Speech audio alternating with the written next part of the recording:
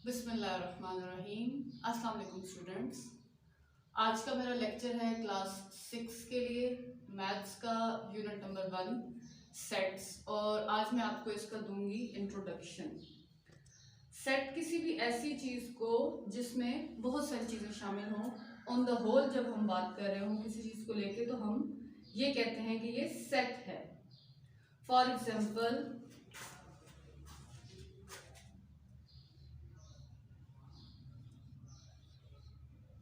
Team,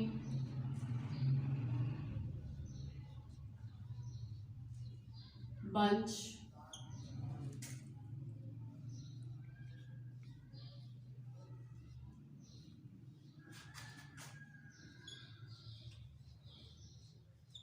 group of sheep, इस तरह की चीजें सेट कहलाएंगी। हम मजीद देखते हैं कि सेट की क्या डेफिनेशन हो सकती है। तो a set is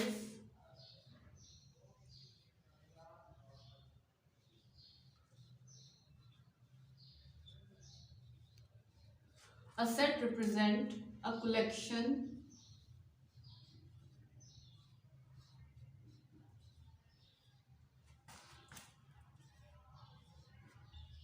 of things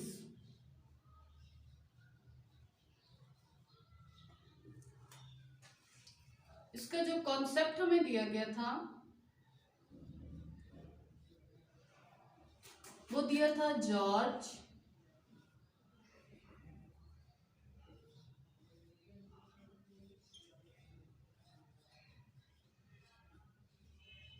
canter ने, और ये कॉन्सेप्ट इन्होंने दिया था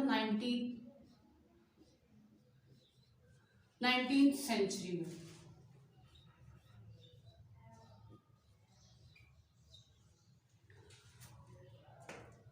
जॉर्ज कैंटर जो थे वो बहुत बड़े मैथमेटिशियंस थे, और उन्होंने बहुत सारी चीज़ों को कीनली नोटिस किया, और उन्होंने ये चीज़ देखी कि हम बहुत सारी चीज़ों को ऑन द होल बोलते हैं। जैसे कि मैंने आपको एग्जांपल दी टीम, तो ऑब्वियस इसमें एक से ज़्यादा लोग हैं। ग्रुप ऑफ शीप, जिसको हम हर्ड भी कहते हैं, तो इसमें भी एक से ज़्यादा चीज़ों के बारे में डिस्कस किया जा रहा है। तो ऐसी चीज़ें जिनको हम इजीली डिफाइन करें किसी न किसी सेट की सूरत में, उसको हम लिख सकते हैं सेट में भी। आगे चलें तो इसमें एक चीज़ है, वो है well defined.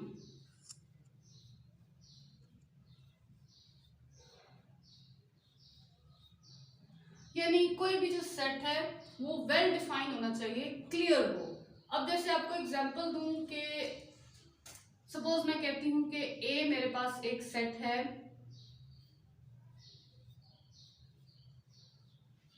The collection of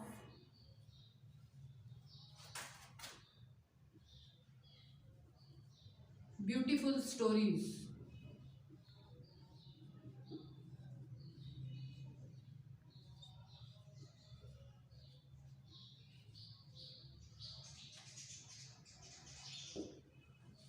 अब देखिए, ब्यूटीफुल स्टोरीज में भी शायद वो मेरे लिए ब्यूटीफुल हो, मुझे अच्छी लगती हो, लेकिन किसी और को ना पसंद हो।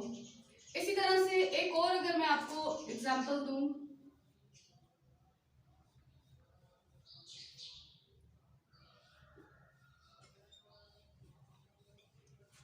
The tasty food items.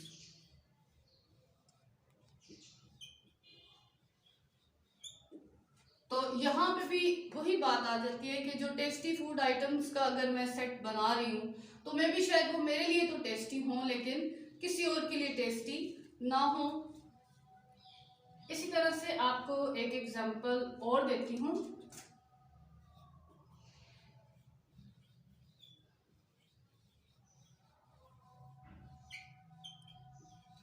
The naughty boys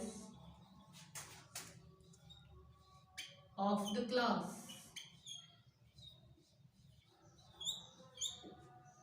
तो यहाँ पे भी ये बात सामने आ रही है कि नॉटी बॉयज यानी नॉटी मेरे लिए शायद वो नॉटी हो, लेकिन किसी और टीचर के लिए वो नॉटी ना हो। तो ये भी एक ऐसा सेट है जिसको हम वेल डिफाइंड नहीं कह सकते। तो ये तीनों जो सेट्स हैं इनको हम क्या कहेंगे कि ये नॉट सेट है। सेट को बिल्कुल क्लियर होना चाहिए। यहां पे मैं मेंशन कर देती हूं, दीज आर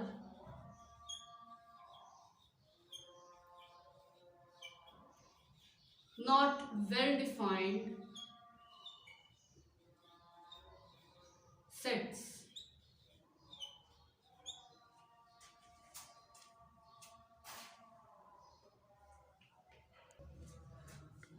अगली जो चीज इसमें आती है वो है distinct.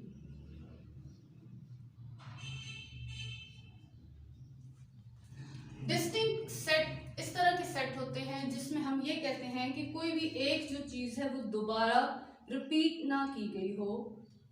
Means the same object should not appear more than once.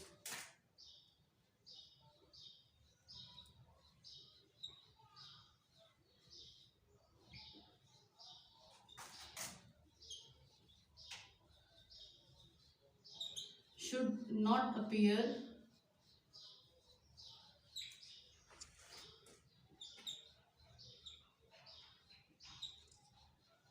more than once। एक चीज को एक ही बार आपने लिखना है, उसको रिपीट नहीं करना। फॉर एग्जाम्पल,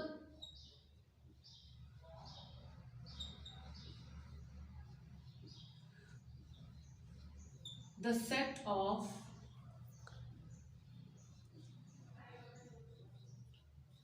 the alphabets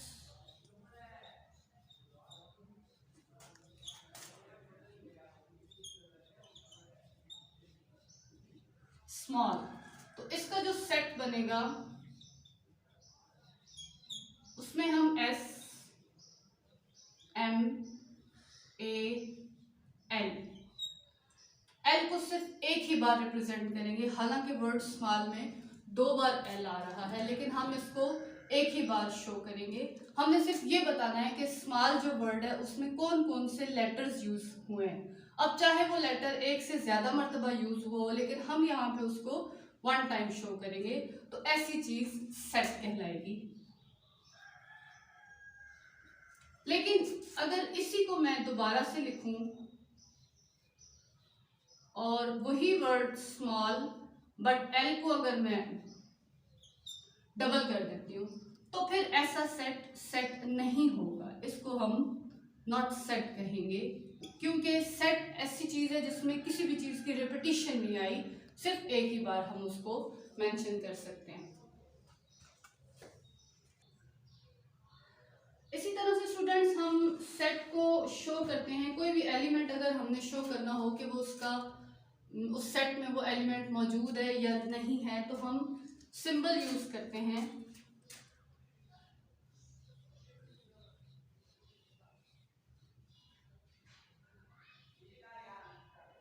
इस तरह से या फिर इस तरह से, इस टाइप के कुछ सिंबल्स हम यूज करते हैं। तो यहाँ पे मैं आपको बताती चलूं,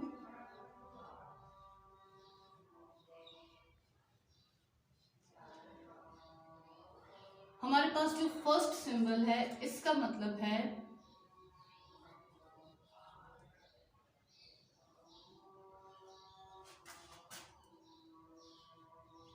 एन एलिमेंट ऑफ।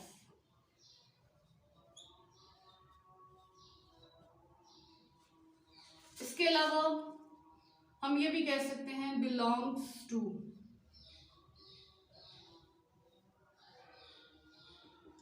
इसको हम 2 तरह से मेंशन कर सकते हैं। इसी तरह से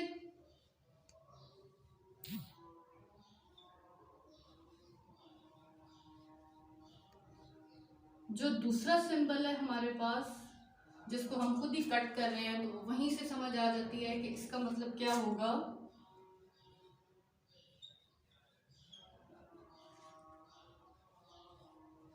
नॉट एन एलिमेंट ऑफ, या फिर नॉट बिलोंग्स टू।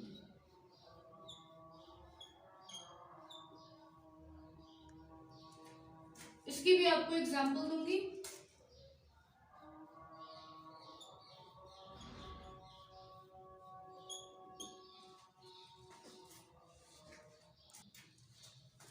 एग्जांपल में है,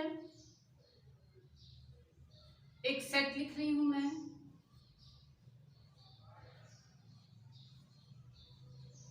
जो कि वॉवल लेटर्स हैं।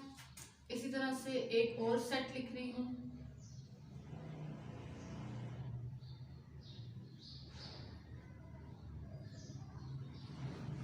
जो कि हमारे पास काउंटिंग नंबर्स हैं।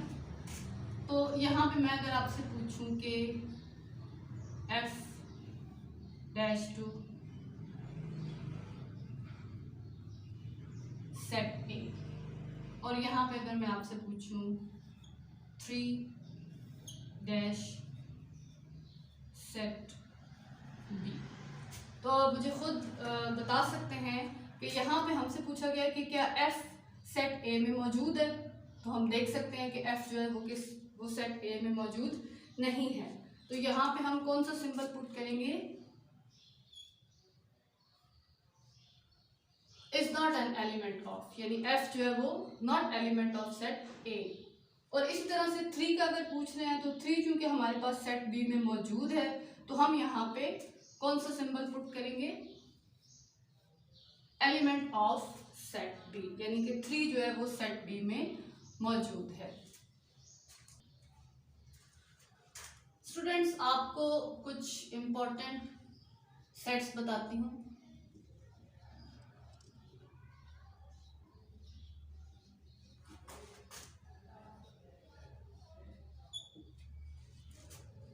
यहाँ पे हमारे पास नंबर 1 पे सेट एन हम इसको क्यों नाम दे रहे हैं, क्योंकि ये सेट है हमारे पास सेट ऑफ नेचुरल नंबर्स।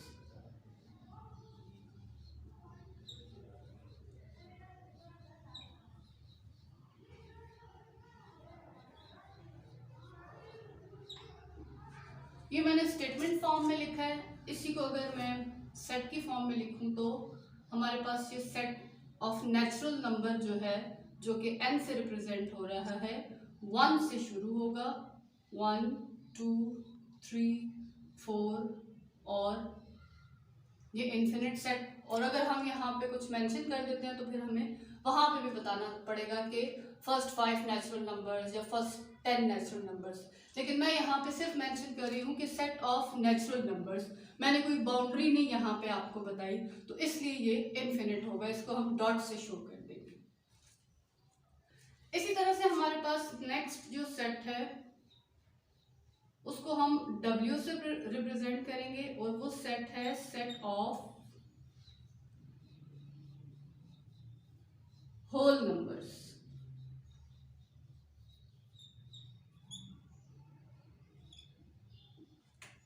और इसको अगर मैं सेट की फॉर्म में लिखूं तो ये 0 से शुरू होगा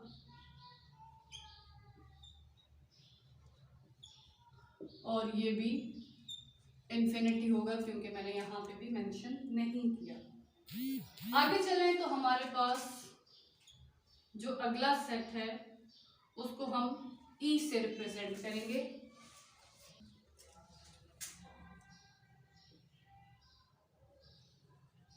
E हमारे पास होगा सेट ऑफ इवन नंबर्स।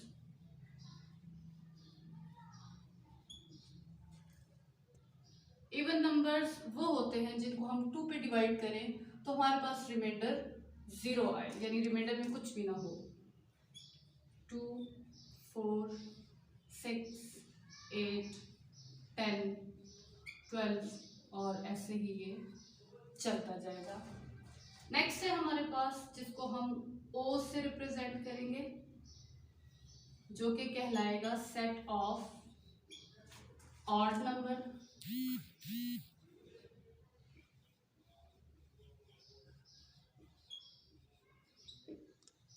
जिस तरह से इवन नंबर का आपको बताया कि अगर इवन कोई भी नंबर ऐसा है जिसको हम 2 पे डिवाइड करें तो हमारे पास रिमाइंडर में 0 आ जाए, वैसे ही ऑड वो नंबर्स होते हैं जिनको हम 2 पे डिवाइड करें तो रिमाइंडर में हमारे पास 1 आए, यानी कि वो पूरा पूरा डिवाइड ना हो, ऐसा नंबर ऑड नंबर कहलाता है।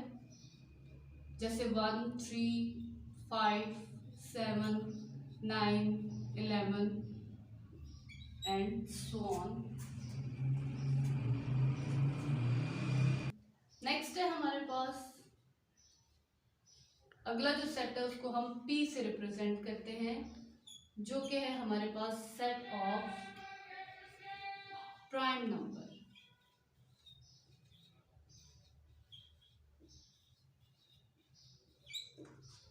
प्राइम नंबर्स बच्चे ऐसे नंबर्स होते हैं जिनमें जो कि 1 पे तो डिवाइड होते हैं, यानी कि 1 का टेबल भी उन पे आता है, और उसके अलावा वो अपने टेबल पे डिवाइड होते हैं, इसके अलावा वो किसी और टेबल पे डिवाइड नहीं होते।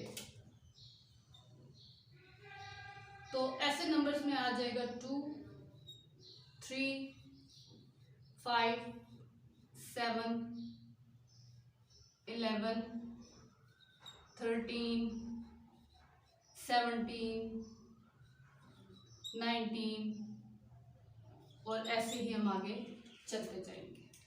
तो ये कुछ इम्पोर्टेंट सेट्स थे जो कि आपको अगली क्लासेस में भी काम आएंगे, ये आप देख लें, समझ लें, और इसके बावजूद अगर आपको कुछ समझ नहीं आता तो आप मुझसे कमेंट बॉक्स में पूछ सकते हैं, मैं इंशाल्लाह आपके आंसर का रिप्लाई करूँगी।